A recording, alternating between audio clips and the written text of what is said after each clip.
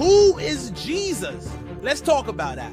Some people say he was a prophet. Some people say he was a good teacher. Some people say he was a miracle worker. Well, all of those things are true, but there's one thing that people often forget. Jesus was fully God.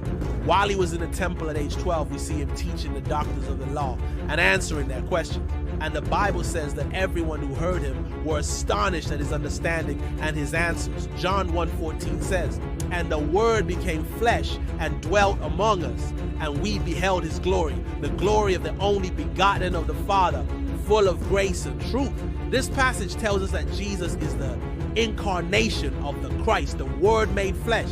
When we look at the Christmas story in Luke chapter 2, we see that Jesus was a baby like any other baby, except for this one major difference. As we continue to look at the life of Christ in the Gospels, we're going to see more and more of these amazing stories of Jesus as a baby, as a child, as a young man, and then as an adult. But no matter what we see, we have to remember that Jesus is God.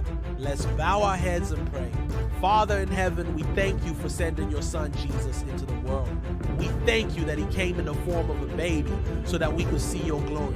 We ask that you would help us to remember that Jesus is God as we continue to study his life here on earth. Amen.